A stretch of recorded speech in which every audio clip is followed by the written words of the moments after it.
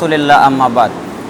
সমস্ত প্রশংসা আল্লাহ তাআলার জন্যে, সালাত এবং শান্তি বর্ষিত হোক আমাদের প্রিয় নবী মুহাম্মদ সাল্লাল্লাহু আলাইহি ওয়াসাল্লামের উপরে। আজকে আমরা এখানে আলোচনায় বসেছি ইসলামিক বিভিন্ন প্রশ্ন উত্তর, যেখানে ইসলামের বিভিন্ন বিষয়ে প্রশ্নের উত্তর দেওয়া হবে। আল্লাহ সুবহানাহু ওয়া তাআলা যেন আমাদের এই প্রচেষ্টাকে কবুল আর মঞ্জুর করে নেন। প্রথমত আমরা কয়েকটি পয়েন্ট বা কয়েকটি বিষয়ে কিছু দিক নির্দেশমূলক কথা বলবো, যেমন বিষয়গুলো আমাদের জন্য অতীব জরুরি এবং প্রয়োজনীয়। তার একটা হচ্ছে আল্লাহ সুবহানাহু ওয়া তাআলার অসন্তুষ্টির মাধ্যমে মানুষের সন্তুষ্টি কামনা করা। এই বিষয়টা কি, এটা বৈধ আছে কিনা, বা এটা কতটুকু যুক্তিসঙ্গত। অনেকে দেখা যায় যে কোনো কাজে আল্লাহ সুবহানাহু ওয়া তাআলা অসন্তুষ্ট হয়, মানুষ সন্তুষ্ট হচ্ছে, সে সেই কাজগুলো করে যাচ্ছে। তো এই ক্ষেত্রে তার উদাহরণটা কেমন হতে পারে? আল্লাহ সুবহানাহু ওয়া তাআলার অসন্তুষ্টির মাধ্যমে মানুষের সন্তুষ্টি কামনা করা একটা কাবিরা গুনাহ, বড় গুনাহ, এবং এটা হারাম। আয়েশা রাদিয়াল্লাহু আনহা থেকে বর্ণিত আছে, রাসূলুল্লাহ সাল্লাল্লাহু আলাইহি ওয়াসাল্লাম বলেছেন, যেটা তিরমিজি 2414 নম্বর হাদিসে এসেছে, যে ব্যক্তি মানুষকে অসন্তুষ্ট করে একমাত্র আল্লাহ তাআলাকেই সন্তুষ্ট করার মাধ্যমে, তাহলে আল্লাহ সুবহানাহু ওয়া তাআলা মানুষের ব্যাপারে তার জন্য একমাত্র আল্লাহই যথেষ্ট হয়ে যায়।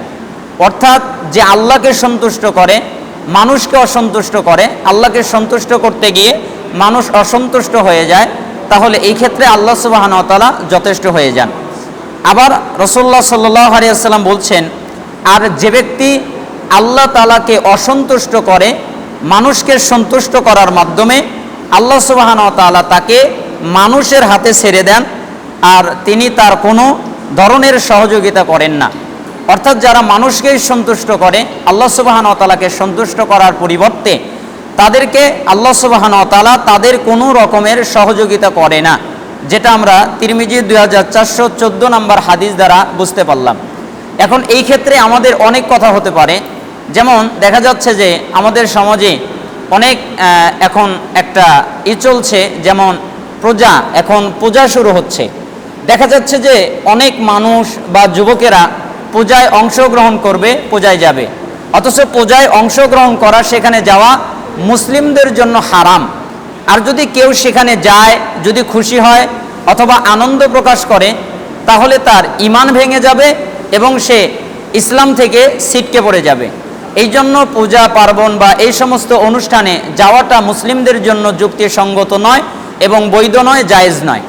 আপনি কি লক্ষ্য করে দেখেছেন, আপনার যখন কোনো ধর্মীয় অনুষ্ঠান হয়, আপনার যখন কৃষ্টি কালচার হয়, আপনার যখন দুইটা ঈদ হয়, তখন কিন্তু তারা আপনার ঈদে আসে না। এই জন্য অনেকেই বলে যে উৎসব নাকি সবার জন্যেই, অথচ না, ধর্ম যার, উৎসব তার। অর্থাৎ যার ধর্ম হবে তারই উৎসব হবে। যারা হিন্দু, যারা পূজা করে, ওটা তাদের ধর্ম, তাদের উৎসব। যারা মুসলিম, তাদের জন্য আলাদা উৎসব আছে। এই জন্য কোনো মুসলমানের জন্য পূজায় অথবা ওই কিছু দেখা অথবা মূর্তি পূজা দেখা, এগুলো জায়েজ নয়। এখানে কুফরির আশঙ্কা আছে। কেউ যদি বিশ্বাস করে ফেলে, কেউ যদি আনন্দ প্রকাশ করে, কেউ যদি মহাব্বত ভালোবাসার সাথে যায়, তাহলে তার ঈমান ভেঙে যাবে। আর যদি কেউ এমনিতেই যায়, তাহলে সে কাবিরা গুনার অন্তর্ভুক্ত হবে। আল্লাহ সুবহানাহু ওয়া তাআলা আমাদের এই ফিতনা থেকে হেফাজত করুন। আরেকটা বিষয় হচ্ছে বিদআতি কিংবা প্রবৃত্তি পূজারীদের সাথে উঠা বসা করা। যারা বিদআত করে, ইসলামের নামে, ধর্মের নামে নতুন কিছু আবিষ্কার করে, তাদের সাথে উঠা বসা করা, তাদের সাথে চালচলন করা, এবং যারা প্রবৃত্তি পূজারী, অর্থাৎ যার মন যা বলে, নফস যা বলে তাই যারা করে, তাদের সাথে উঠা বসার বিধান ইসলামে কি? এর জবাব হচ্ছে, বিদআতি কিংবা প্রবৃত্তি পূজারীদের সাথে উঠা বসা করা ইসলামের সম্পূর্ণ হারাম। কারণ তারা ইসলামের ব্যাপারে একজন খাঁটি মুসলিমের সামনে হরেক রকমের সংশয়, সন্দেহ উপস্থাপনা করে এবং তার মূল পুঁজি বা তথা বিশুদ্ধ আকীদা, বিশ্বাসকে নষ্ট করে দেয়। এই জন্য বিদআতীদের সাথে যাওয়া অথবা প্রবৃত্তি পূজারীদের সাথে যাওয়া কখনোই যুক্তিসঙ্গত নয়। আবু সাঈদ খুদরি থেকে বর্ণিত হয়েছে, রাসূলুল্লাহ সাল্লাল্লাহু আলাইহি ওয়াসাল্লাম বলেছেন, লা তুসাহিব ইল্লা মুমিনা ওয়ালা ইয়াকুল তাআমাকা ইল্লা তাকিয়া।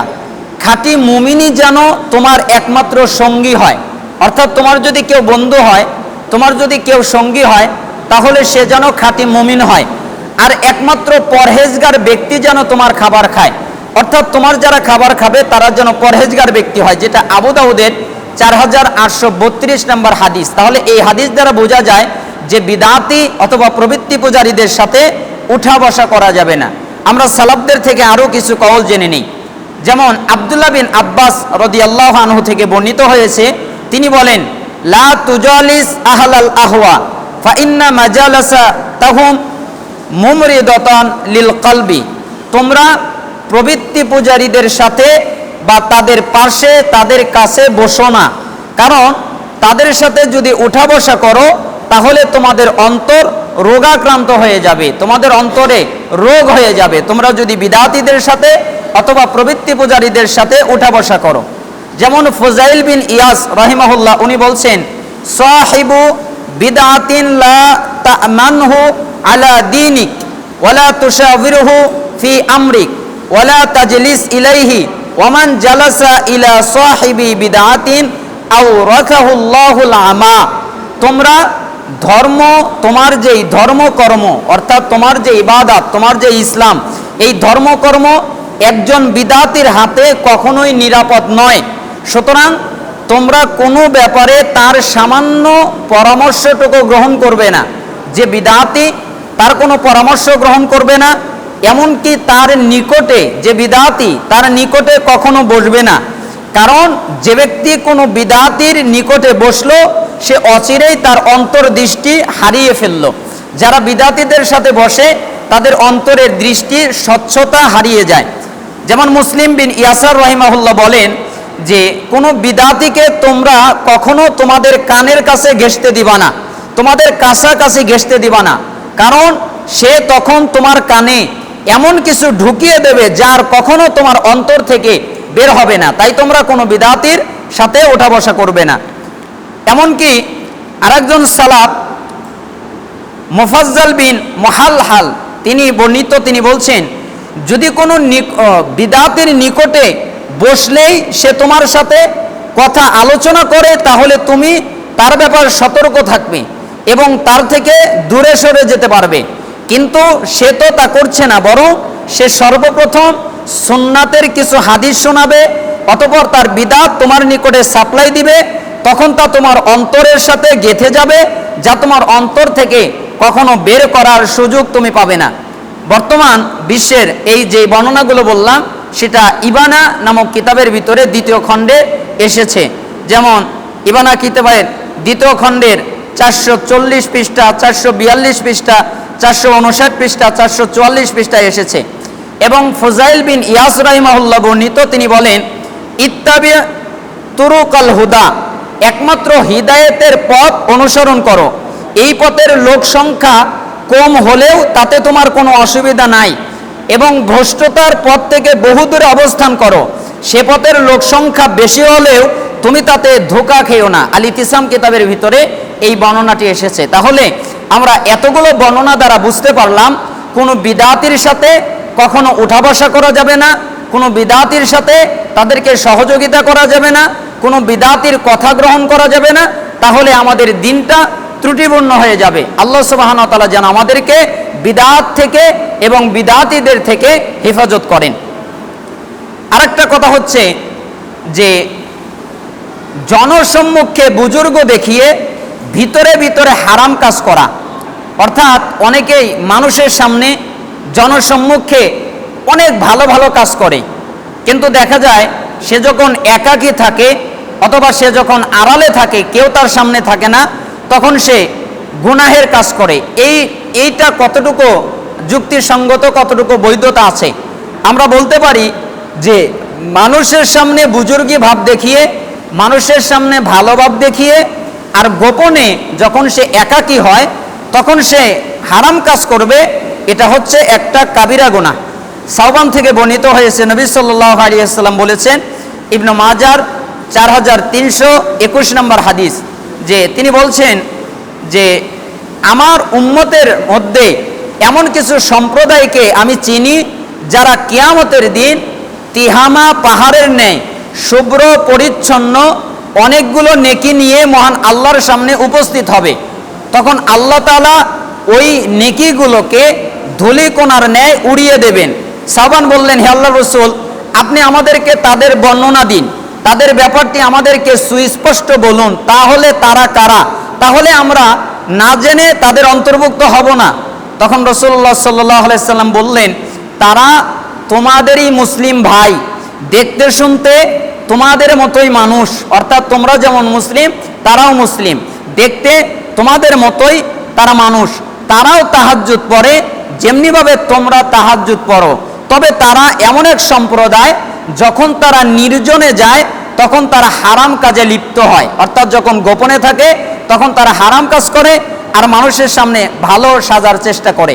এদের ব্যাপারটি এত ভয়ানক হওয়ার কারণ এই যে তারা মূলত আল্লাহভীরু না হওয়ার দরুন বাহ্যিক মানুষের সামনে বুজুর্গি দেখিয়ে মুসলমান সাধারণ মানুষকে, মুসলিমকে সুকৌশলে পথভ্রষ্ট করা তাদের জন্য অনেক সহজ। কারোর স্ত্রী সন্তান তাদের হাতে নিরাপদ নয়। তবে এর মানে এই নয় যে কেউ যদি ভিতরে ভিতরে হারাম কাজ করলে তা মানুষের সামনে প্রকাশ করে দিবে, যাতে মানুষ তাকে প্রকাশ্যভাবে বুজুর্গ মনে না করে। বরং যখন আল্লাহ তাআলা তার ব্যাপারটা লুকিয়ে রেখেছেন, সে গোপনে হারাম কাজ করেছে, ওইটা মানুষের সামনে আর প্রকাশ করবে না। কিন্তু এটা ভালো লক্ষণ নয় যে মানুষের সামনে বুজুর্গি ভাব দেখাবে আর মানুষের বাহিরে গিয়ে সে হারাম কাজ করবে। আল্লাহ সুবহানাহু ওয়া তাআলা আমাদেরকে এই পাপ থেকে বেঁচে থাকার তৌফিক দান করুন। প্রশ্ন হচ্ছে যে কোনো গুনাহ একাবেকিভাবে করে পরে তা অন্যের কাছে বলে বেড়ালো, অর্থাৎ সে গুনাহ করেছে, তার গুনাহটা কেউ জানতে পারে নাই, সে দিনের বেলায় অথবা বন্ধুদের সামনে অথবা তার কোনো মহাব্বতের ব্যক্তির সামনে সে তার গুনাহটা বলে ফেললো। আবু হুরায়রা থেকে বর্ণিত, রাসূলুল্লাহ সাল্লাল্লাহু আলাইহি ওয়াসাল্লাম বলেছেন, কুল্লু উম্মতি মুআফান ইল্লাল মুজাহিরিন, আমার প্রতিটি উম্মত নিরাপদ, অর্থাৎ তারা ক্ষমার যোগ্য, তাদেরকে ক্ষমা করে দেওয়া হবে। তবে প্রকাশ্যে গুনাহগাররা ছাড়া, যারা প্রকাশ্যে গুনাহ করে, আর প্রকাশ্যে গুনাহ বলতে এটাকেও বোঝানো হয় কেউ রাত্রিবেলায় মানব সমাজের অলক্ষ্যেই গুনার কাজটা করলো, অর্থাৎ কেউ দেখে নাই, ভোর পর্যন্ত কারো নিকটে তা ফাঁস করা হয় নাই, কেউ জানতে পারলো না, অথচ ভোর হতেই সে অন্যকে বলে ফেললো, হে অমুক, আমি গত রাত্রে এই এই অপকর্ম করেছি, তুমি কি জানো আমি গত রাত্রে এই কাজটা করেছি। আল্লাহ তার গুনাহটাকে গোপন রেখেছিল, কিন্তু সে মানুষের কাছে প্রকাশ করে দিল। রাসূলুল্লাহ সাল্লাল্লাহু আলাইহি সাল্লাম বুখারীর 6069 নম্বর হাদিসে বলেছেন যে যারা এইটা করে আল্লাহ সুবহানাহু ওয়া তাআলা তাদেরকে ক্ষমা করবেন না, যারা গুনাহ করার পরে ওইটা প্রকাশ করে তাদেরকে আল্লাহ সুবহানাহু ওয়া তাআলা ক্ষমা করবেন না, ওই গুনাহ ক্ষমা হবে না, কেন ওইটা প্রকাশ করে ফেলেছে। এছাড়াও আরো অনেক বর্ণনা আছে, যেমন আল্লাহ তাআলা সূরা নূরের 19 নম্বর আয়াতে বলেছেন, নিশ্চয়ই যারা অশ্লীল কাজ মুসলিম সমাজে চালু হয়ে যাক তা পছন্দ করে, তাদের জন্য রয়েছে বেদনাদায়ক শাস্তি, দুনিয়াতেও রয়েছে এবং আখিরাতেও রয়েছে। আর আল্লাহ তাআলাই এর ভয়ঙ্করতা সম্পর্কে ভালোই জানেন, অথচ তোমরা তা জানো না। এজন্য আমরা বলতে চাচ্ছি যে কখনোই কোনো গুনাহ যদি কেউ গোপনে করে ফেলে, তাহলে ওইটাকে যেন প্রকাশ্যে প্রকাশ না করে। আল্লাহ সুবহানাহু ওয়া তাআলা আমাদেরকে তা থেকে হেফাজত থাকার তৌফিক দান করুন। এবার আমরা কিছু প্রশ্নের জবাব দেই।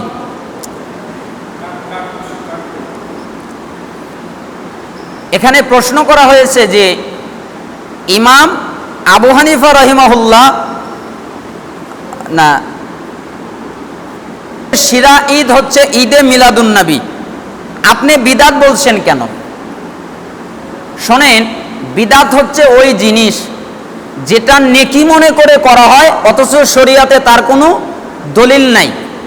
আপনারা জানেন যে আল্লাহ তাআলা বলেছেন, আল ইয়াউমা আকমালতু লাকুম দীনাকুম, আজকের দিনে আমি ইসলামকে কমপ্লিট করে দিলাম, ইসলামকে পরিপূর্ণ করে দিলাম। তাহলে পরিপূর্ণ ইসলাম কাকে বলে? যার ভিতরে কিছু আর ঢুকবে না, যেখান থেকে বের করার প্রয়োজন নাই। মনে করেন একটা গ্লাস, যদি ওই গ্লাসে আপনি পরিপূর্ণ পানি ভরেন, তাহলে সেখান থেকে যদি আপনি আরও পানি ভরতে চান তাহলে কি করা যাবে না? কেন? যদি আপনি ভরা গ্লাসে পানি রাখতে চান তাহলে ভরা গ্লাস থেকে পানি পড়ে যাবে, কেন? গ্লাস তো পরিপূর্ণ। হয় আপনাকে পানি ফেলে দিয়ে পানি রাখতে হবে, নতুবা পানি রাখতে গেলে পানি পড়ে যাবে। ঠিক ইসলাম হচ্ছে কমপ্লিট, ইসলাম হচ্ছে পরিপূর্ণ। এখন আমরা কেন মিলাদকে, ঈদে মিলাদুন নবীকে বিদাত বলেছি? আমরা এজন্যই বিদাত বলেছি, মান আমিলা, যে রাসূল সাল্লাল্লাহু আলাইহি সাল্লাম বলেছেন, যে ব্যক্তি এমন কোন আমল করলো যা আমার থেকে প্রমাণিত নয়, তা হচ্ছে বিদাত, তা হচ্ছে পরিত্যাজ্য, তা হচ্ছে বাতিল। এবার প্রশ্ন হলো, এই ঈদে মিলাদুন নবী আল্লাহর নবী পালন করেন নাই, আল্লাহর নবীর সাহাবী পালন করেন নাই, এমনকি কোনো তাবি পালন করেন নাই, এমনকি ইমাম আবু হানিফা, ইমাম মালিক, ইমাম আহমদ ইবনে হাম্বল, ইমাম শাফি রাহিমাহুল্লাহ কেউ পালন করেন নাই। যারা কোরআন এবং সুন্নাহর বিজ্ঞ পণ্ডিত, যারা কোরআন এবং সুন্নাহর আমানতদার বোঝেন, যারা আমানত রক্ষা করেন, তারাও এটা পালন করেন নাই। আল্লাহর নবী করেন নাই, সাহাবায়ে কেরাম করেন নাই, তাবেঈ কেরাম করেন নাই, চার ইমামের একজনও করেন নাই। এই জন্য এটা বিদাত, এটা সুন্দর কাজ নয়, এটা বাতিল। আল্লাহ সুবহানাহু ওয়া তাআলা আমাদেরকে এই বিদাত থেকে হেফাজত থাকার তৌফিক দান করুন। ইমাম আবু হানিফার মিলাদ মাহফিল কেমন ছিল? ইমাম আবু হানিফা রাহিমাহুল্লাহ যদি মিলাদ পড়তো তাহলে আমি আপনাকে বলে দিতে পারতাম যে ইমাম আবু হানিফা রাহিমাহুল্লাহর মিলাদটা এইরকম ছিল। ইমাম আবু হানিফা রাহিমাহুল্লাহর সময়ে এই মিলাদের আবিষ্কারই হয় নাই, এই মিলাদ মাহফিলের কোনো রকমের আলামত পদ্ধতি ছিল না।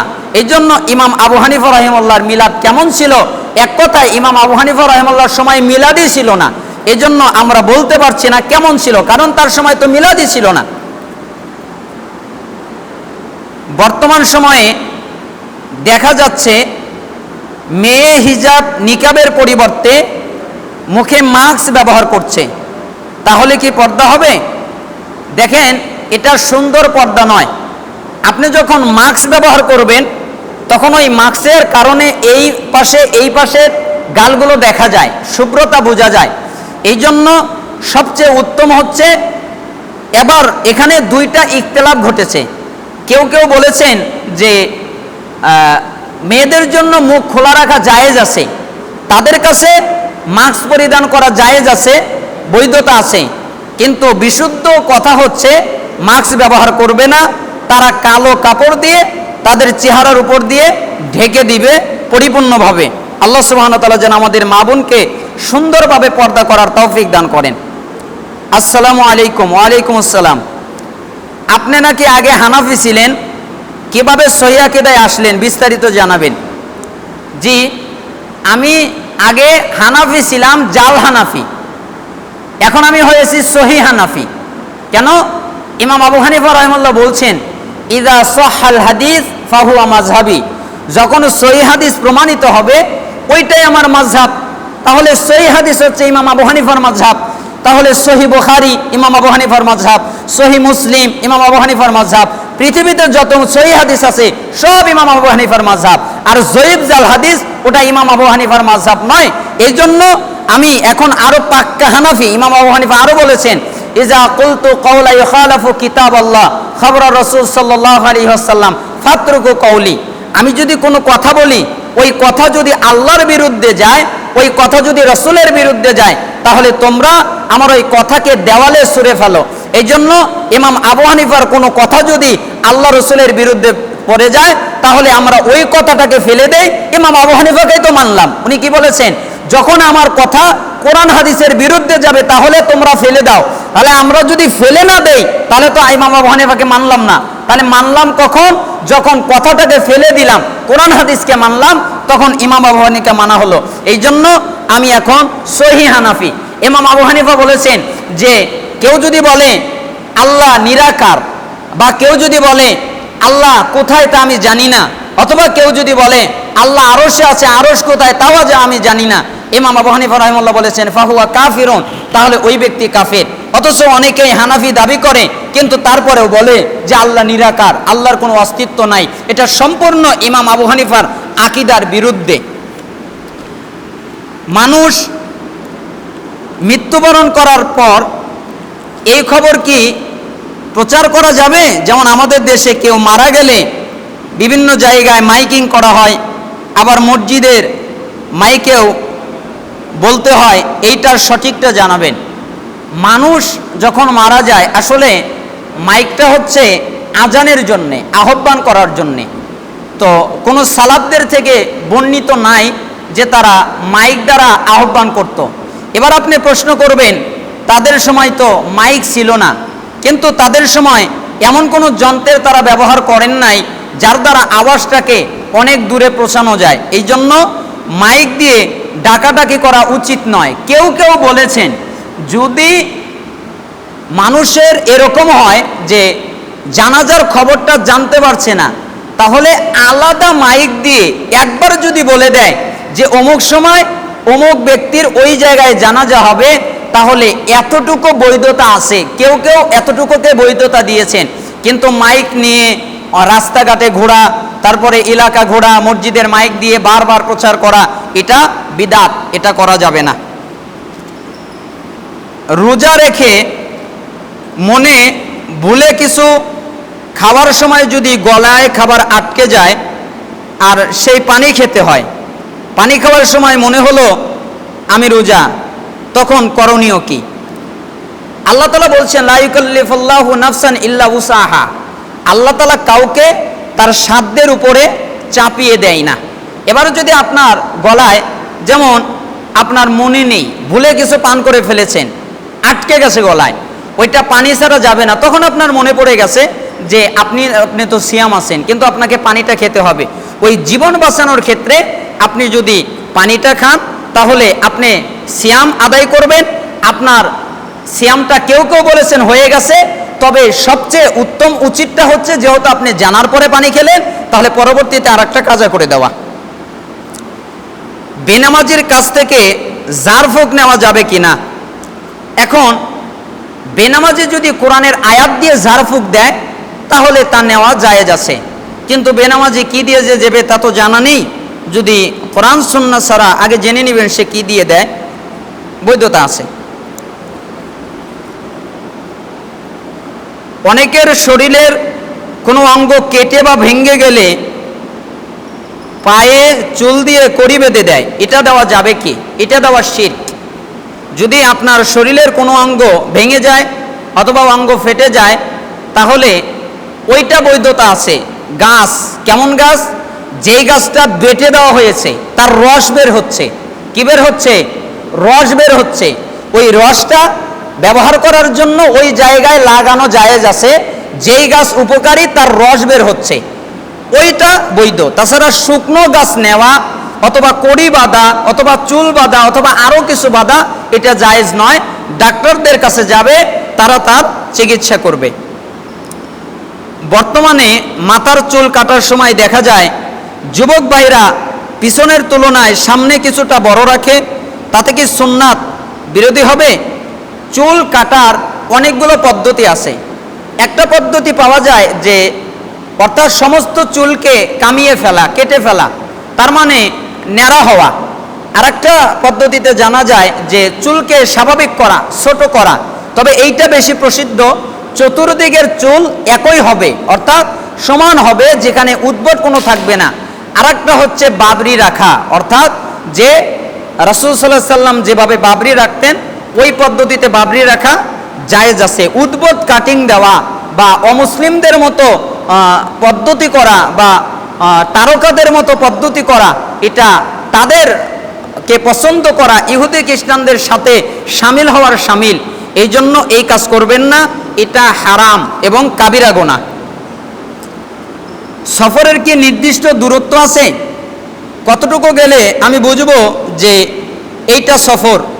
আর সফরে জামাত পেলে কি ইমামের সাথে সম্পূর্ণ সালাত আদায় করব? এখানে দুইটা পদ্ধতি আছে।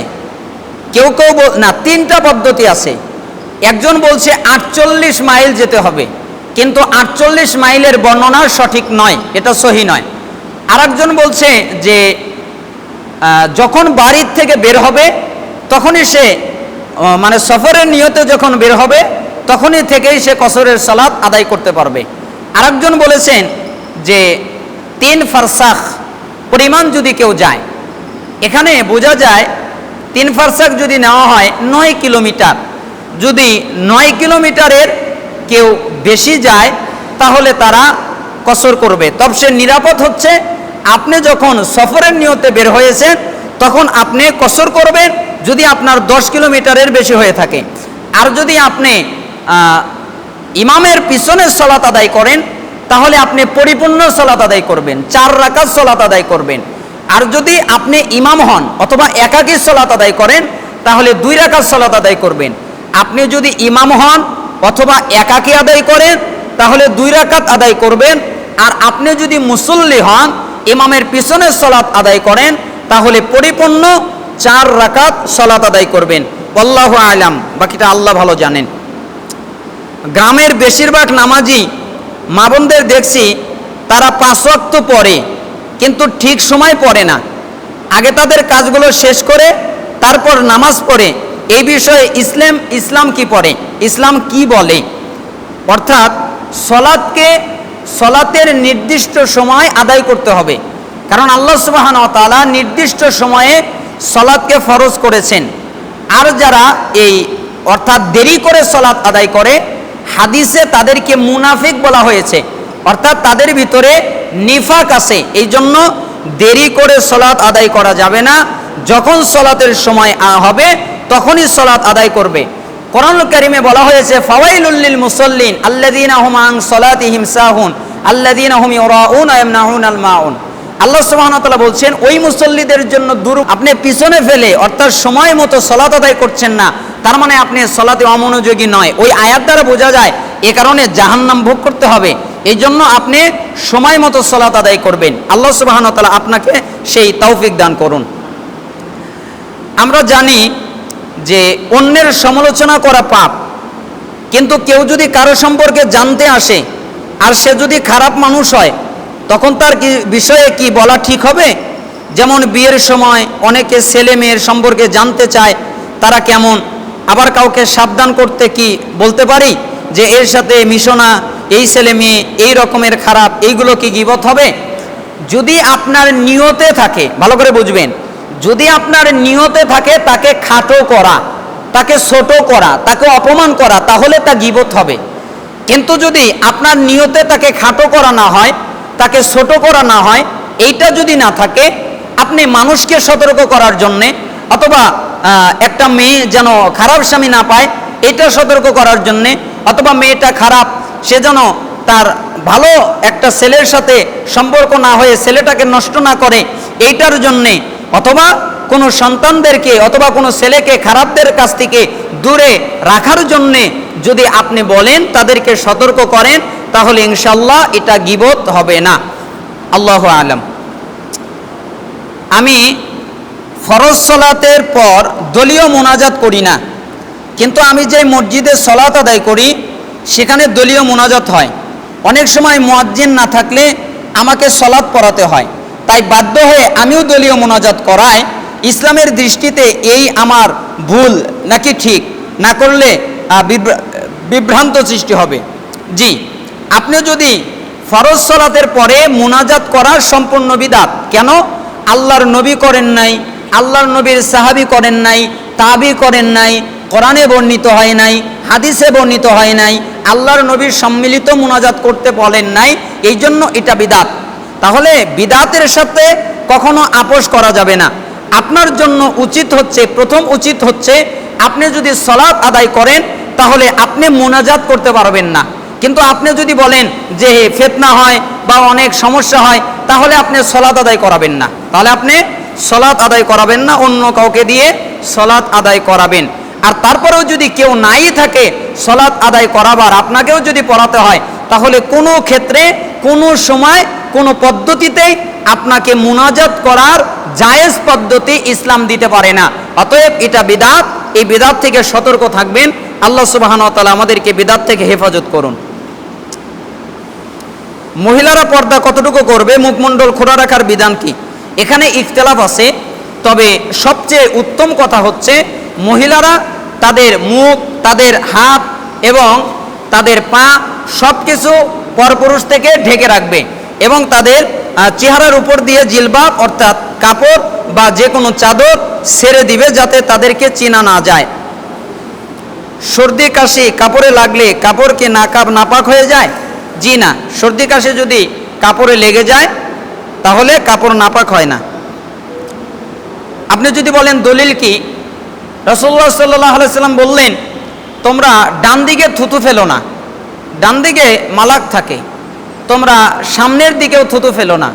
যদি তোমাদের সলাতের ভিতরে থুতু এসেই যায় তাহলে তোমরা পায়ের দিকে ফেলো। এর দ্বারা বোঝা যায় সলাতের জায়গা কি হচ্ছে না, নাপাক হচ্ছে না। এই দৃষ্টিতে বোঝা যায় যে এগুলো যদি লেগে যায় তাহলে কাপড় নাপাক হবে না। হিন্দুদের দেওয়া উপহার গ্রহণ করা যাবে কি? এখানে দুইটা জিনিস আছে। হিন্দুরা যদি তাদের জবেকৃত পশু দেয়, অর্থাৎ যদি কোনো পশু দেয় তাহলে ওই পশুর গোশত খাওয়া যাবে না। কেন? তারা আল্লাহর নামে জব করে নাই। কার নামে জবে করেছে? গায়রুল্লাহর নামে জবে করেছে, মূর্তির নামে জব করেছে। এই জন্য তাদের ওইটা দেওয়া খাওয়া যাবে না। কিন্তু এমনি যদি স্বাভাবিক খাবার হয় যেটা জবেকৃত না, আর সেটাকে যদি মনে হয় স্বাভাবিক খাবার যদি হয় তাহলে তারা যদি তা দেয় বা উপহার দেয় তাহলে তা নেওয়া যাবে। রাসূলুল্লাহ সাল্লাল্লাহু আলাইহি সাল্লাম অনেক অমুসলিমদের দেওয়া দুধ নিয়েছেন এবং তা পান করেছেন, এজন্য এটা বৈধতা আছে। ইসলাম এই প্রশ্নটা বুঝতে পারলাম না। রাস্তায় মহিলারা বেপর্দা হয়ে চলাফেরা করে, সেই মহিলা সালাম দিলে সেই মহিলাকে সালাম প্রদান করা যাবে কি? যদি মহিলা বেপর্দা হয়ে সালাম দেয়, এখানে দুইটা ইখতিলাফ আছে। একদল বলেছেন যে সালাম দেওয়া যাবে না, আবার আরেক দল বলেছেন সালাম দেওয়া যাবে হিদায়াতের উদ্দেশ্যে। অর্থাৎ তোমার অন্তরে এইটা থাকবে যে আল্লাহ সুবহানাহু ওয়া তাআলা তাকে যেন হিদায়াত দান করেন, এই ক্ষেত্রে সালাম দেওয়া যাবে। বাকি আল্লাহু আলাম, আল্লাহ তাআলা ভালো জানেন। হিন্দুদের পূজায় যাওয়া যাবে কি? আমার অনেক হিন্দু বন্ধু আছে, পূজায় তাদের বাড়ি খাওয়ার জন্য দাওয়াত দেয়, আমি কি সেই দাওয়াত খেতে পারবো? কখনো নয়, কোশ্চিন কালেও নয়, কোনোভাবেই আপনি হিন্দুদের পূজায় যেতে পারবেন না এবং ওই পূজা উপলক্ষে কোনো জিনিস খেতে পারবেন না, কোনো খাবার খেতে পারবেন না, কোনো দাওয়াত গ্রহণ করতে পারবেন না পূজা উপলক্ষে। আপনি তাকে ঈদের দাওয়াত দেন না কেন? দেখি সে আপনার ঈদের দাওয়াতে আসে কিনা। আপনি তাকে সালাত আদায় করার জন্য দাওয়াত দেন তো, দেখি আপনার দাওয়াতে আসে কিনা। সে আপনাকে ঘৃণা করে, আপনার দাওয়াতে আসবে না, আপনার মতো ইবাদত করবে না, তাহলে আপনি কেন তার ইবাদত করতে যাবেন? এই জন্য আপনি কেন তাকে মানতে যাবেন, তাকে সম্মান দিতে যাবেন? অতএব সাবধান থাকবেন। রাস্তা দিয়ে চলার সময় পূজার মূর্তি হঠাৎ দেখে ফেললে পাপ হবে কি? রাস্তা দিয়ে চলার সময় আপনি যদি পূজার মূর্তি দেখে ফেলেন তাহলে ইস্তেগফার করবেন, আস্তাগফিরুল্লাহ পড়বেন এবং আল্লাহর কাছে ক্ষমা চাইবেন। কেন চাইবেন? কারণ যেখানে মূর্তি পূজা হয়, যেখানে পূজা পার্বণ করা হয়, ওই জায়গায় আল্লাহর গজব নাজিল হতে পারে। এই জন্য আল্লাহ সুবহানাহু ওয়া তাআলার কাছে ইস্তেগফার করবেন। রসুলের জন্ম তারিখ 12 রবিউল আওয়াল কথাটি কতটুকু সঠিক? কথাটি সঠিক নয়। বর্ণনায় অনেক ইখতিলাফ আছে, কোনো বর্ণনায় 8 আছে, কোনো বর্ণনায় 7 আছে, কোনো বর্ণনায় 10 আছে, কোনো বর্ণনায় 12 আছে, ইখতিলাফ আছে। কিন্তু তার যে ইন্তেকাল 12 রবিউল আওয়াল, এইটাতে ইখতিলাফ বেশি নাই। এই জন্য যারা ঈদে মিলাদুন্নবী পালন করে এটা বেশি প্রসিদ্ধ পাওয়া যায়, ওইটা রাসূল সাল্লাল্লাহু আলাইহি সাল্লামের মৃত্যু দিবস। এই জন্য এই উদ্ভট বিদাত থেকে দূরে থাকবেন, কারণ এই বিদাত সাহাবায়ে কেরাম কেউ করেন নাই।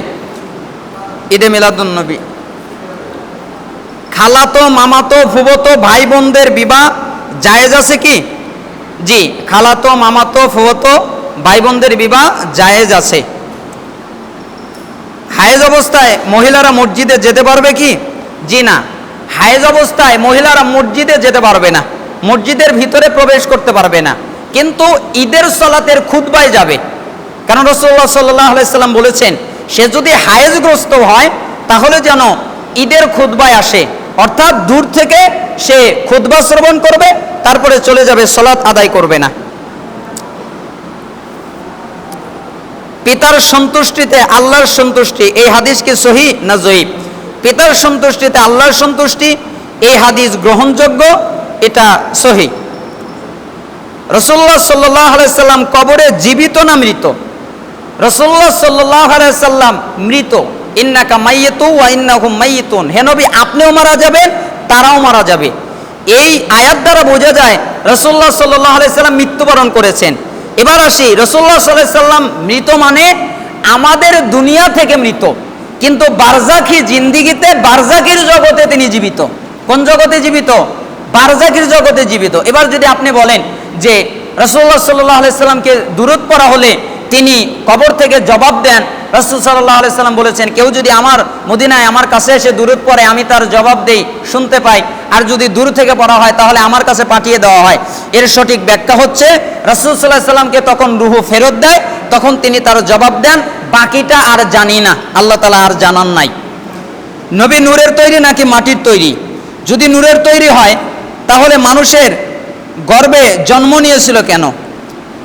শোনেন, রাসূলুল্লাহ সাল্লাল্লাহু আলাইহি সাল্লাম মাটির মানুষ। কুল ইন্নামা আনা বাশারুম মিসলুকুম ইউহা, আল্লাহ তাআলা বলছেন হে নবী বলেন আমি তোমাদের মতোই মানুষ, তবে আমার কাছে ওহী আসে, তোমাদের কাছে ওহী আসে না। এর দ্বারা বোঝা যায়, আবার অনেকে বলে আল্লাহ তাআলা তো বলেছেন কদ জাআকুম মিনাল্লাহি নূরু ওয়া কিতাবুম মুবিন, তোমাদের কাছে আল্লাহর পক্ষ থেকে সুস্পষ্ট কিতাব এসেছে এবং নূর এসেছে। তখন উনি বলছেন যে নূর মানে নবী নূরের তৈরি, আর কিতাব মানে কোরআন। দেখেন এইখানে একটা অক্ষর আছে, সেটা হলো ওয়াও। ওয়াও শব্দের অনেকগুলো অর্থ হয়।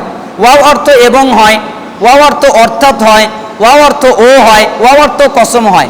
যদি আপনি আলিফ লামের আগে ওয়াও আনেন তাহলে ওয়াওয়ের অর্থ কসম হয়, যেমন আল্লাহি আল্লাহর কসম, ওয়াত্তিন তিনের কসম, ওয়াল আসর আসরের কসম। আর ওয়াও যদি স্বাভাবিক থাকে, এক বচনের জমিরে না থাকে, তাহলে ওয়াওয়ের অর্থ এবং হয় অথবা ও হয়। আর কোনো শব্দে যদি এক বচনের জমির থাকে তাহলে ওই শব্দে যদি মাঝখানে ওয়াও আসে তাহলে ওয়াওয়ের অর্থ অর্থাৎ হয়। এই আয়াতের পরেই বিহি অর্থাৎ এক বচনের জমির আসে। বলেন তো এক বচন কয়জনকে বোঝায়? একজনকে বোঝায়, দুইজনকে বোঝায় না। এই জন্য ওই আয়াতের সঠিক অর্থ হবে তোমাদের কাছে আল্লাহর পক্ষ থেকে এসেছে নূর অর্থাৎ কিতাব। যেমন আরেক আয়াতে বলেছেন লিতুখরিজান নাস মিনাজ যুলুমাতি ইলান নূর, আমি মানুষকে অন্ধকার থেকে বের করার জন্য নূর নাজিল করেছি। তাহলে নূরের অর্থ হলো এই আয়াতে সূরা মায়েদার 15 নম্বর আয়াতে নূরের অর্থ হচ্ছে কোরআন মাজিদ। তাহলে রাসূলুল্লাহ সাল্লাল্লাহু আলাইহি সাল্লাম নূরের তৈরি নয়। নূরের তৈরি বললে রাসূলুল্লাহ সাল্লাল্লাহু আলাইহি সাল্লামের মর্যাদা বাড়ে না, বরং তার মর্যাদা আরো কমে। কেন? ফেরেশতারা নূরের তৈরি। ফেরেশতারা কিসের তৈরি? নূরের তৈরি। তাহলে আদম সন্তান মাটির তৈরি, আল্লাহর কাছে মর্যাদা কাদের বেশি? মাটির, আদম সন্তানের বেশি। এই জন্যই তো আল্লাহ তাআলা মালাকদেরকে বললেন যে তোমরা আদমকে সেজদা করো। মালাকরা আদমকে মাটির তৈরিকে সেজদা করলো। তার মানে বোঝা যায় আপনিই তো বলেন নবী নূরের তৈরি, আবার আপনিই তো বলেন নবীর দান মোবারক শহীদ হলো, তায়েফের ময়দানে রক্ত ঝরলো, তো আপনি বলেন নবী নূরের তৈরি, তো আপনিই বলেন যে নবীর রক্ত আসলো কোন থেকে? রক্ত তো তার আসে যে রক্তে মাংসে গড়া মানুষ। এই জন্য রাসূলুল্লাহ সাল্লাল্লাহু আলাইহি সাল্লামের জন্ম হয়েছে আমাদের মতো। রাসূলুল্লাহ সাল্লাল্লাহু আলাইহি সাল্লাম আমাদের মতো খাবার খেতেন, আমাদের মতো প্রস্রাব পায়খানার প্রয়োজন হতো, আমাদের মতো। তিনি মাটির তৈরি, কিন্তু সম্মানের দিক থেকে আল্লাহর পরে তার মর্যাদা সবচেয়ে বেশি। আল্লাহর পরে কার মর্যাদা বেশি? আল্লাহর নবীর মর্যাদা। মর্যাদার দিক থেকে তিনি অনেক ঊর্ধ্বে, কিন্তু তিনি মাটির তৈরি মানুষ। মাজার ভিত্তিক মসজিদে নামাজ হবে না, তাহলে রাসূল সাল্লাল্লাহু আলাইহি সাল্লামের কবরের পাশে নামাজ হয় কেন? দেখেন এখানে অনেক ইখতিলাফ আছে, কিন্তু বিশুদ্ধ কথা হচ্ছে যে রাসূলুল্লাহ সাল্লাল্লাহু আলাইহি সাল্লামের কবরটাকে এমনভাবে বাধাই করা, আপনি সরাসরি রাসূলুল্লাহ সাল্লাল্লাহু আলাইহি সাল্লামের কবরের সরাসরি দিক দাঁড়াতে পারবেন না, কারণ ওটাকে এত সুন্দর করে বাধাই করা হয়েছে, বোঝাই যাবে না যে কোন দিকে তিনি আসেন। এই জন্য এটা ইখতিলাফি মাসালা। ইন্নাল্লাযী ইফতিন নাস ফি কুল্লি মা ইস্তাফতালা মাজনুন, রাসূল সাল্লাল্লাহু আলাইহি সাল্লাম বলেছেন যে ব্যক্তি সব প্রশ্নের উত্তর দেয় সে হচ্ছে একটা পাগল। এই জন্য সব প্রশ্নের উত্তরে আমাদের কাছে থাকবে এমনটি নয়। হুজুর আপনি বলেন তাবলিগ জামাত বাতিল, এদের কোনো স্থান নেই। তাবলিগ জামাত তো দ্বীনের দাওয়াত দেয়, তাহলে বাতিল হলো কিসের জন্য? তাবলিগ করা জায়েজ, তাবলিগ করা ফরজ। কি দিয়ে? ইয়া আইয়ুহার রাসূল, হে রাসূল, বাল্লিগ আপনি তাবলিগ করেন, মা উনজিলা ইলাইকা মির রাব্বিক, আপনার রবের পক্ষ থেকে যা নাজিল হয়েছে তাই, ওয়া ইল্লাম তাফআল ফামা বাল্লাগতা রিসালাতাহু, আর আপনি যদি এমনটা না করেন রিসালাতের দায়িত্ব পৌঁছালেন না। তার মানে বোঝা যায় তাবলিগ করা জায়েজ। তো আপনি তাবলিগ জামাতের বিরুদ্ধে বলেন কেন? জি, আমি ওই তাবলিগ জামাতের বিরুদ্ধে বলি যারা রাসূলুল্লাহ সাল্লাল্লাহু আলাইহি সাল্লামের নামে মিথ্যা প্রচার করে, মিথ্যা প্রসার করে। আপনি ওই তাবলিগ জামাতের কাছে যান, গিয়ে বলেন যে আজকে এই জায়গায় তাফসির ইবনে কাসির তেলাওয়াত করা হবে, দেখেন আপনাকে অনুমতি দেয় কিনা। আজকে সহিহ বুখারী অনুবাদ করা হবে, দেখেন আপনাকে অনুমতি দেয় না কিনা। তারা যদি কোরআন এবং সহিহ হাদিস মেনে নেয়, তাদের তাবলিগ বৈধ, আর যারা কোরআন এবং সহিহ হাদিস মানে না, জাল জয়ীব হাদিস দিয়ে তাবলিগ করে, তাদের তাবলিগ বৈধ নয়। হুজুর আপনারা বলেন মানুষ মারা যাবার পরে মিলাদ বা চল্লিশা করা বিদাত, এখানে তো কোরআন খতম করা হয় ও মানুষদের খাওয়ানো হয়, এখানে বিদাত কিভাবে হলো বিস্তারিত জানাবেন। মানুষ যখন মৃত্যুবরণ করেছে কেন খাওয়ায়? নেকির উদ্দেশ্যে খাওয়ায়, এবং নেকির উদ্দেশ্যে খাওয়ানো হয় এবং নির্দিষ্ট করা হয়েছে। তারপরে 40 দিনকে নির্দিষ্ট করা হয়েছে, তারপরে এটা মৃতকে উপলক্ষ করে খাওয়ানো হচ্ছে, তারপরে এখানে কোরআন খতম করানো হচ্ছে মৃতকে উপলক্ষ করে, তারপরে মানুষদেরকে খাওয়ানো হচ্ছে। এইটা বিদাত এই কারণে যেহেতু রাসূলুল্লাহ সাল্লাল্লাহু আলাইহি সাল্লামের সাহাবীরা এইটা করেন নাই। আপনি যদি মানুষকে খাওয়াতে চান তাহলে এমনিতেই খাওয়ান, তাতে কোনো অসুবিধা নাই, কিন্তু আপনি নির্দিষ্ট করে কোনো মৃত ব্যক্তি কেন্দ্রিক আপনি খাওয়াতে পারবেন না, এটা বিদাত, ইসলামে নাই। বক্তা কতটুকু রেগে গেলে স্টেজে খারাপ ভাষায় গালি দেয়? বক্তার যখন ঈমান কমে যায়, বক্তার যখন ঈমান দুর্বল হয়ে যায়, যখন বক্তার ভিতরে ফাসিকি ঢুকে পড়ে, যখন সে ফাসেক পর্যায়ের হয়ে যায়, তখন সে গালিগালাজ করে। কেন?